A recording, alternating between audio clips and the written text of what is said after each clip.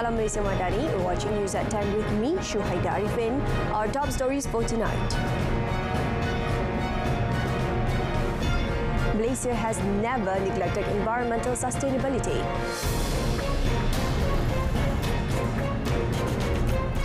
Cybersecurity probes personal data leakage of MySejahtera users.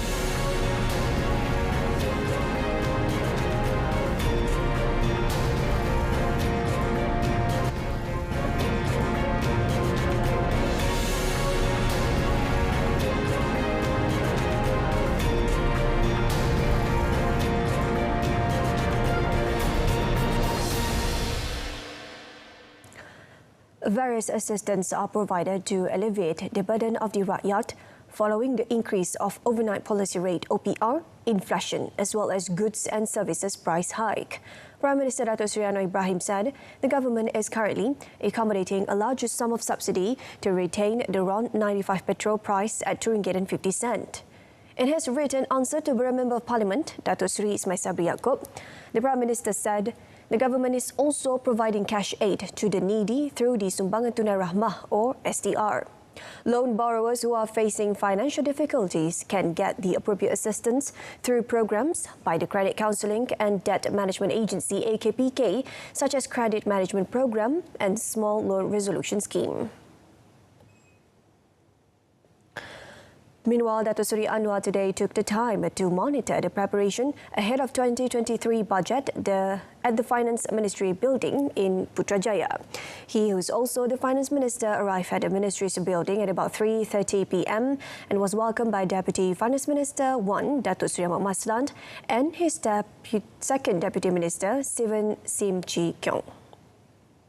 Datuk Seri Anwar also took the time to meet and greet with the ministry's personnel involved in the preparation of 2023 budget. He then went to Budget Preparation Operation Room and flipped through books of the previous budgets.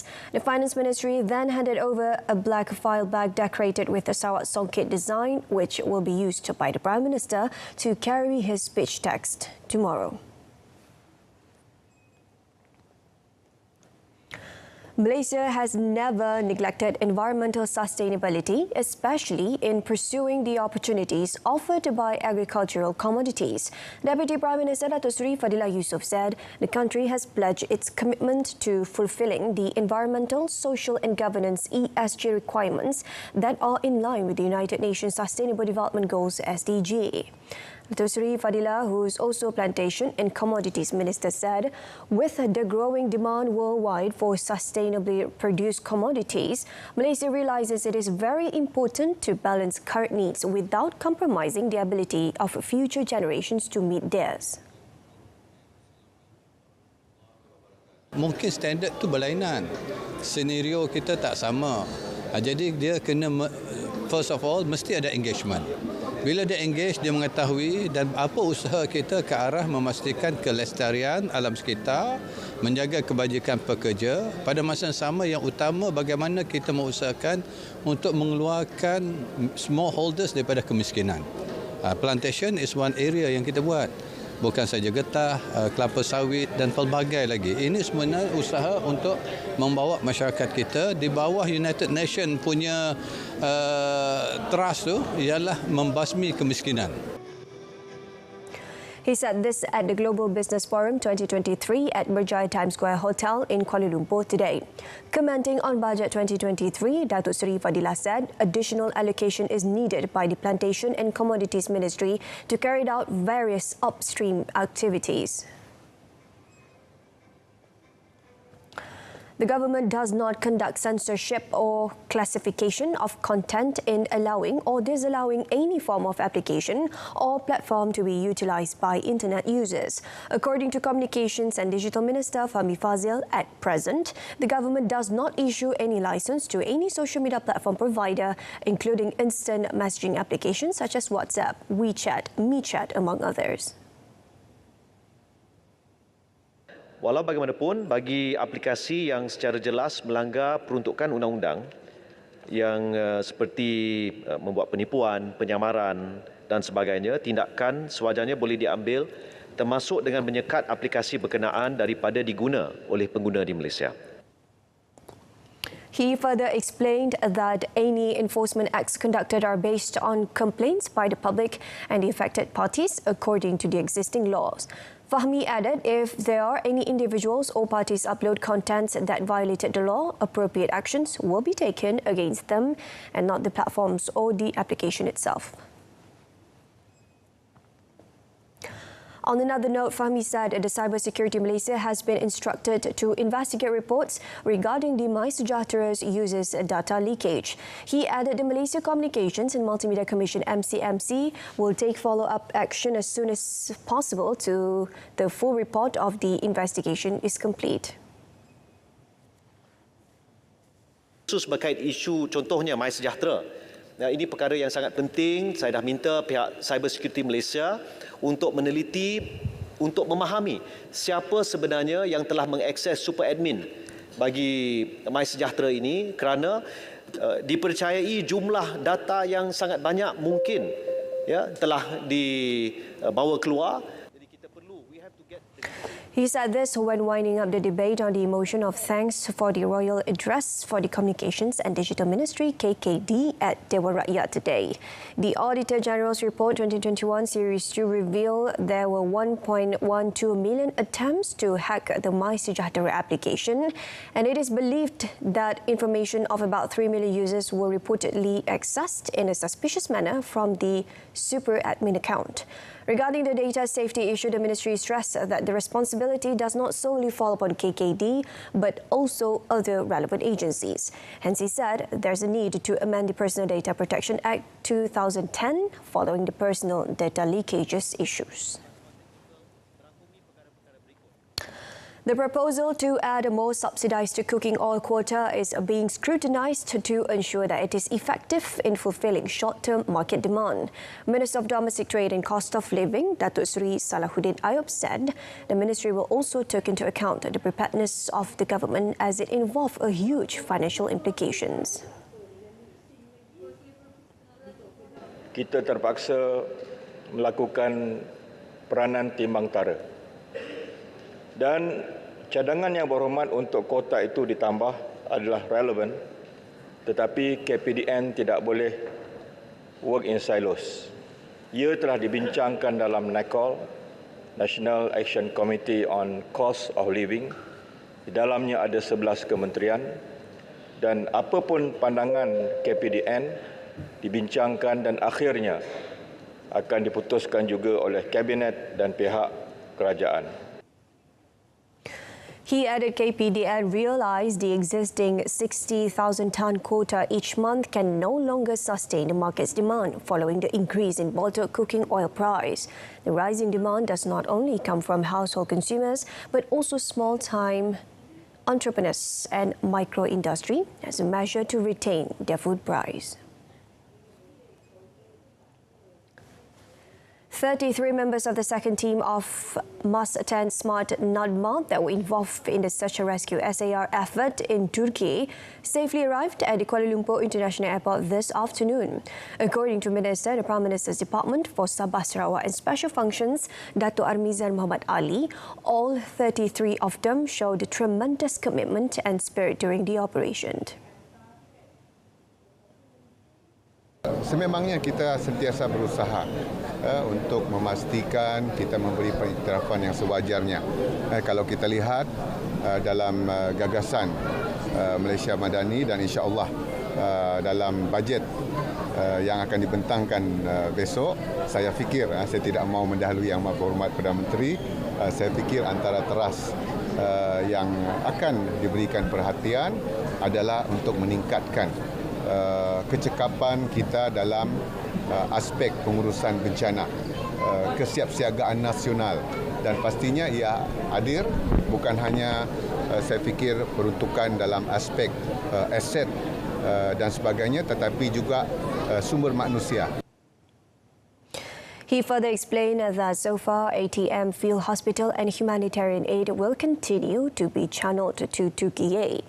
Throughout the 17 days of operation, Malaysia's Smart Nadma team managed to rescue 5 individuals and retrieved 47 bodies.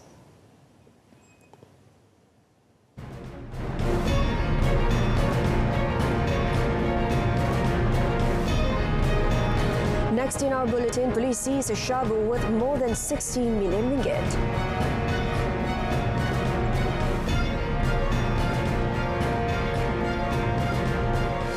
Malaysian Anti-Corruption Commission MACC has identified a number of people within the enforcement agencies suspected of having protected an international scam syndicate. MACC Chief Commissioner Tan Sri Azam Baki, however, declined to divulge further details when asked whether these officials were from the police or local authorities. Kita percaya ada agensi-agensi berkuasa yang disogok, dan ini ada keterangan-keterangan yang saya mungkin tak boleh lagi lah didahkan sekarang, tapi saya tidak tolak kemungkinan di mana ada pihak-pihak autoriti yang tertentu, yang pihak berkuasa tertentu yang melindungi aktiviti mereka ini. Dalam apa bentuk kita tak tahu, tetapi mereka melindungi kerana mereka ni warga asing datang ke sini, jadi nak beroperasi. Kemungkinan mereka perlukan perlindungan tertentu. Yang itu akan disiasat oleh kita kerana daripada serbuan yang dibuat ini. MACC on Tuesday busted the scam syndicate, which had ranked in a whopping 200 million ringgit from victims in Australia and the United Kingdom. The operation, dubbed as Op Tropicana, was held simultaneously at 24 premises in Klang Valley and Pulau Pinang. MACC said that the syndicate had been active since 2019. It was reported that the syndicate had lured victims to park money in non-existing investment portfolios. A total of 74 bank accounts belonging to individuals and companies have since been frozen, with an estimated value of 11 million ringgit.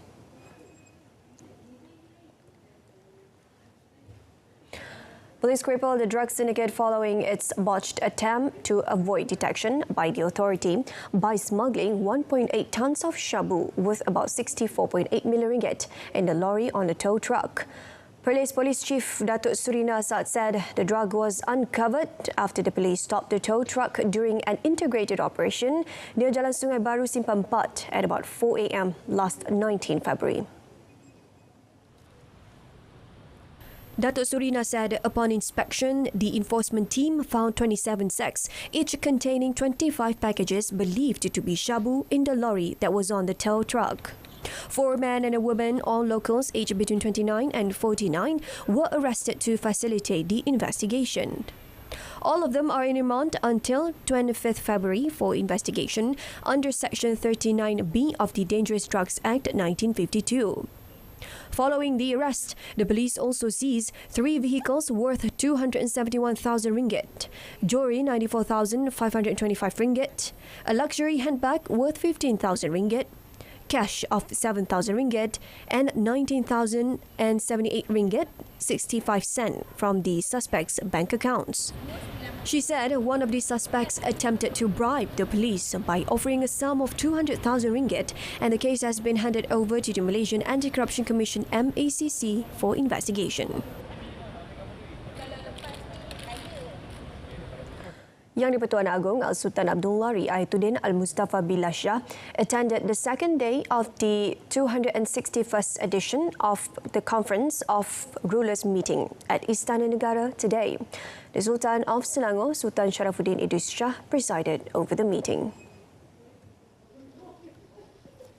The meeting was last held on 29th to 30th November last year, chaired by Yang di-Pertuan Besar Negeri Sembilan, Tunku Muhriz Ibni Almarhum Tunku Munawir.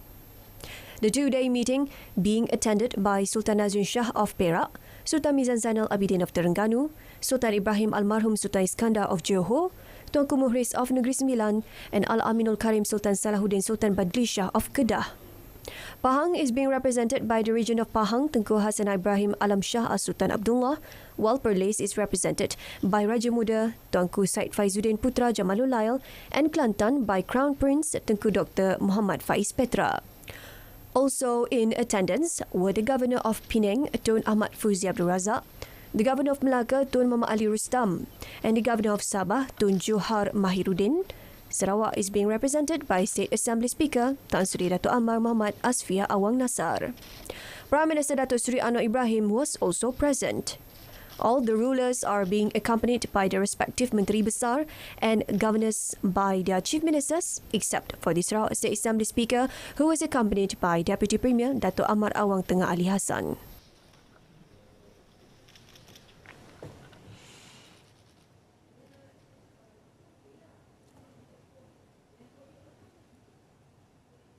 Malaysia businesses remain optimistic about the business condition in the first quarter of 2023, with the confidence indicator improving to 3.6% from 3.2% in the previous quarter, according to the Department of Statistics Malaysia DOSM latest business tendency statistic report.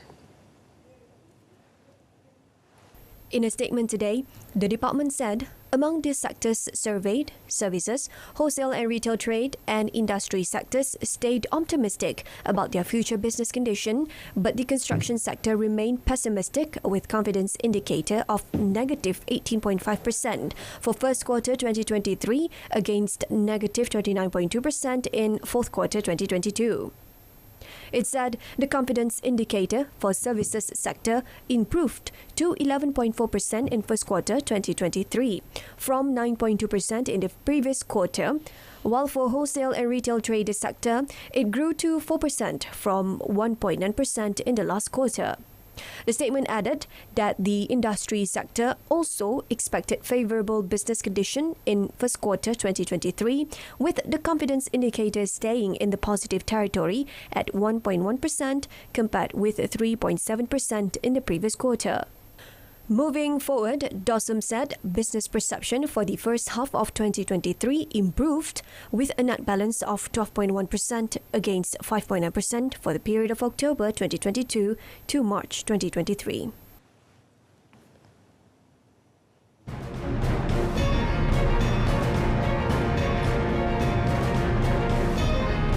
Palestinian strike after Israeli army kills 11, that and more coming up in our fourth segment.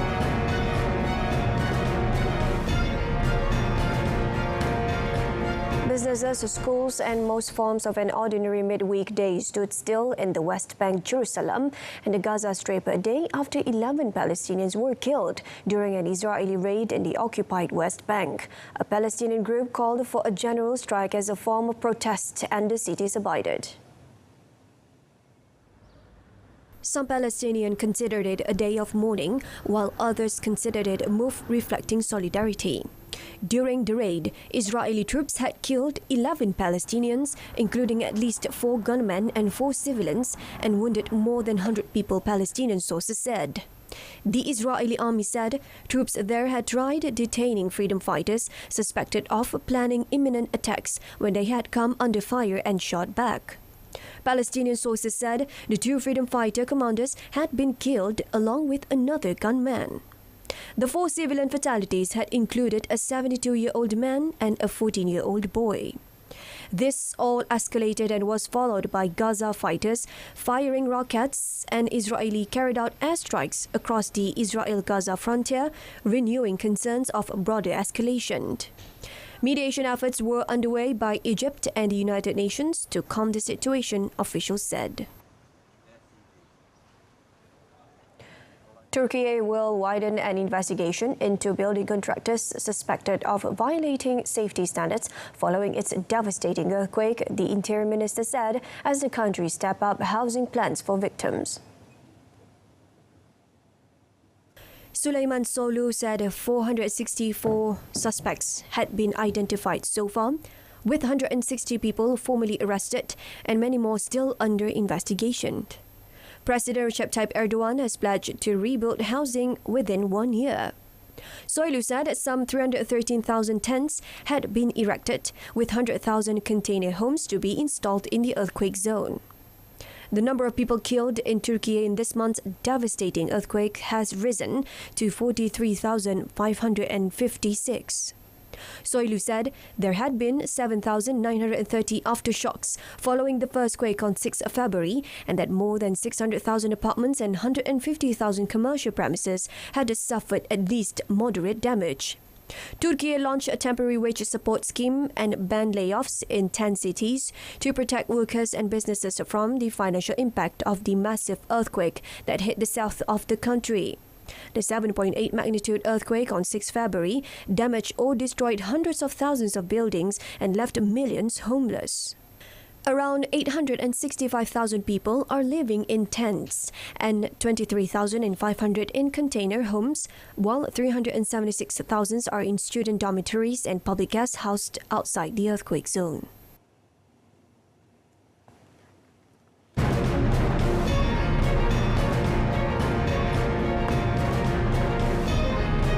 Next in sports, more allocation needed to organise the World Deaf Football Championships.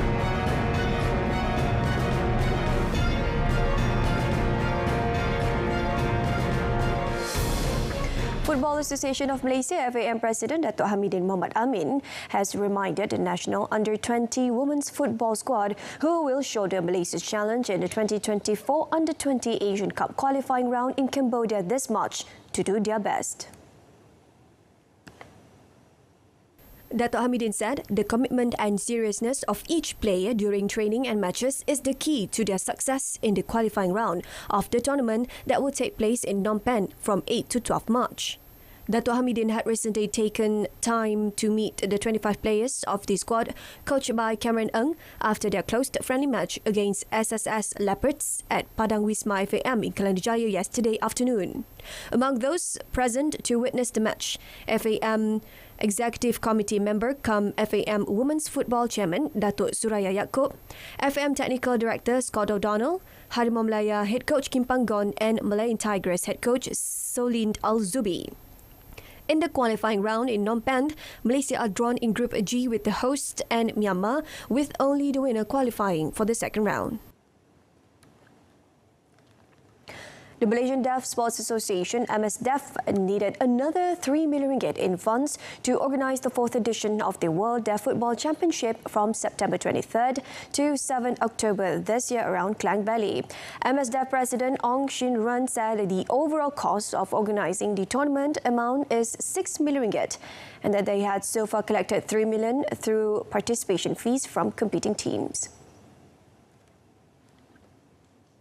Elaborating further on the matter, Shin Ruan said at the moment, the association does not have any allocation from any party and only half of the cost of the organisation comes from the team's participation fees. He noted that the remaining cost of 3 million ringgit is needed to cover referees, transport and so on. Therefore, he hopes that corporate and private companies will come forward to provide the necessary financial assistance to ensure that the tournament can be held. Malaysia's Deaf men's football squad have been drawn in Group A with defending champions Turkey, Egypt and another team to be announced next month. 24 countries will be participating in the tournament and they have been divided into 6 groups. The last time the tournament took place was in 2016 in Italy before it was stopped temporarily following the onset of the COVID-19 pandemic. Andy Murray continues to show his fighting spirit in 2023, having won his 4th match of the year in epic fashion against Alexander Zverev. Murray was pushed all the way to upset Zverev 7-6, 2-6, 7-5. The Scot won the first set, but both players surrendered serve on a number of occasions as they searched for their rhythm.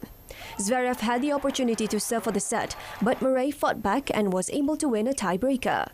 The German responded in emphatic fashion in the second set as he raced out to a 3-love. Murray tried to rally back, but the number 4 seed lifted his game and ran away with the set. Murray and Zverev were locked at 5-5 in the third set when the Scot used his experience as he used as a stunning drop shot before forcing the German to hit it long and to take the lead. Serving for the match, Murray made no mistake to seal a win after some incredible defence on match point. Next up for Murray is French qualifier Alexander Muller, where Murray said his opponent has played a number of matches this week and will be used to the conditions. Novak Djokovic is hoping for a positive outcome shortly, having applied for special permission to enter the United States to compete in ATP Master 1000 events in Indian Wells and Miami that begin next month. Djokovic, one of the most high-profile athletes unvaccinated against COVID-19, added he would return to the ATP Tour in Dubai next week after winning a record-extending 10th Australian Open title and his 22nd Grand Slam last month. The US vaccine requirement for foreign air travellers is not expected to be lifted before the main draw begins at Indian Wells on 9th March and the Miami Open later the next month, meaning Djokovic could miss out for a second straight year. US President Joe Biden's administration said last month it would lift COVID emergency declarations on 11th May, but Djokovic, named on the Indian Wells entry list, said he had submitted the required documentation for special permission. Djokovic, who missed last year's Australian Open and was deported from the country due to his vaccine status, said he would skip Grand Slams rather than having a COVID shot. Substitute Romelu Lukaku grabbed an 86-minute goal to earn Inter Milan a 1-0 victory over Porto in a tight first leg of the Champions League last 16 tie earlier today. Porto midfielder Otavio, however, was sent off after receiving a second yellow card 12 minutes from the time, and Belgian striker Lukaku took full advantage to give his side a narrow advantage to take to Portugal next month. Lautaro Martinez could have put Inter ahead after 13 minutes, but sent his header wide from an unmarked position inside the box. Inter keeper Andre Onana pulled off a good stop to keep out an effort from Marko Grujic, who was played free inside the box by a backheel pass from Mehdi Taremi.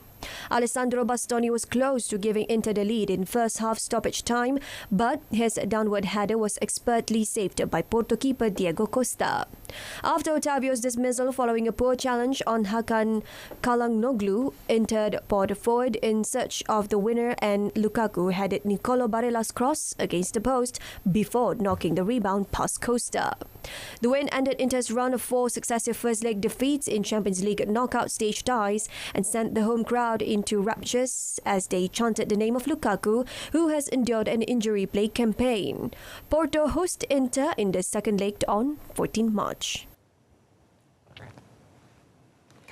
And that wraps up news at 10. In our top story, Malaysia has never neglected environmental sustainability. Join us again at 12:30 tomorrow afternoon. Till then, I'm Shuhaida Arifin. Have a good night.